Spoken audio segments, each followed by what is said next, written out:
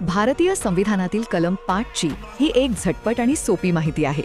26 जानेवारी 1950ला जेव्हा आपलं संविधान लागू झालं ना, तेव्हा भारतीय नागरिक नक्की म्हणायचं कोणाला, याचा भक्कम पाया याच महत्त्वाच्या कलमाने रचला. मग साहजिकच तुमच्या मनात येईल की बाबांनो, नागरिकत्व मिळवण्यासाठी तेव्हा नेमक्या अटी तरी काय होत्या? तर बघा, पहिली आणि सर्वात मूलभूत अट होती ती अधिवासाची, म्हणजेच डोमिसाईलची. अगदी सोप्या भाषेत सांगायचं तर भारताच्या राज्यक्षेत्रात तुमचं कायमस्वरूपी घर असणं.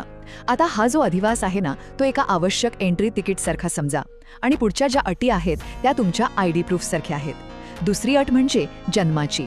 बघा, जर त्या व्यक्तीचा स्वतःचा जन्म भारताच्या हद्दीत झाला असेल किंवा त्यांच्या आईवडिलांपैकी कोणत्याही एकाचा जन्म भारतात झाला असेल ना, तर ती व्यक्ती थेट भारताची नागरिक बनते.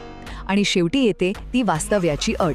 आता समजा तुमचा किंवा तुमच्या पालकांचा जन्म इथे झालाच नाहीये, तरीही जर ती व्यक्ती संविधान लागू होण्याच्या तारखेपूर्वी म्हणजेच 1950च्या आधी सलग किमान 5 वर्ष भारतात ऑर्डिनरी रेसिडेंट किंवा सर्वसाधारणपणे राहत असेल ना, तर तिलाही नागरिकत्व मिळतं.